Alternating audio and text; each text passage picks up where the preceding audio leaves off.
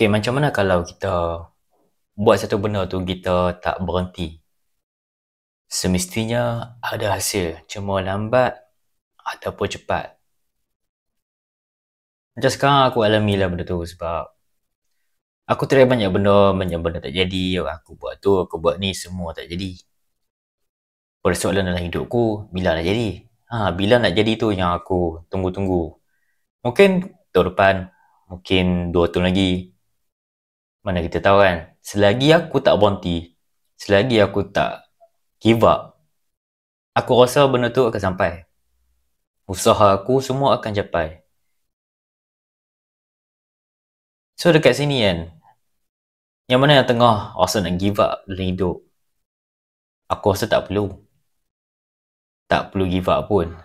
Hanya buat tanpa berhenti, jangan bosan, jangan kata apa-apa lah. Jangan mongut. Lagi mongut, lagi banyak benda nak mongut. Tu kesimpulan dia.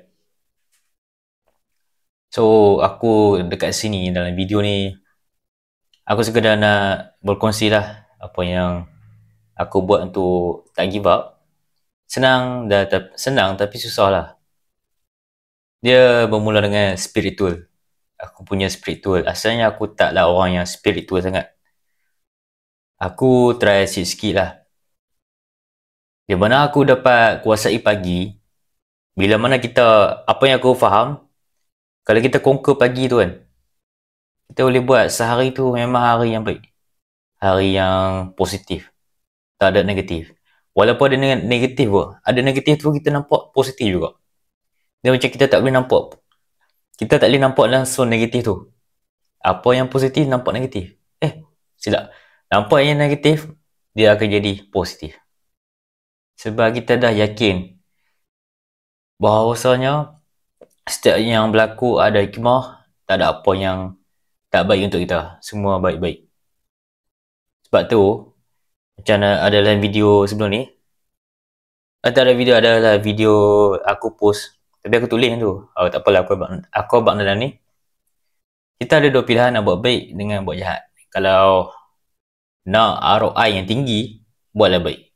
ROI yang jahat ni, dia cepat. Memang dapat result cepat. Tapi ROI dia rendah. Memang ke depan dia bagi masalah lah dekat kita. Tu yang tak syok tu. Jadi, dalam video ni, benda ni lah aku buat pagi, aku buat ni je. Subuh, zikir, Al-Quran. Dan doa pagi, doa seronok bekerja. 5 benda ni aku buat. InsyaAllah kalau hampa try, ikutlah berkesanan. Tapi berkesan untuk aku. Apa yang berkesan dekat aku, tak semestinya berkesan dekat orang lain. So, apa kena try? Sebab tu aku cakap try. Tak jadi pun try lagi. Jangan give up. Result tu lambat dah. Macam aku buat benda ni, dalam masa sebulan lebih. Baru rasa. Anda pun kan, hang start tulis lah. Start menulis apa yang bersyukur hari ni. Hang akan dapat jalan. Dia tak mudah lah. Dia perlukan disiplin yang jitu, teguh, dan jangan bosan. Syarat nak berjaya, hang kena buat ulang benda sama je hari-hari. Aku bosan sekarang ni.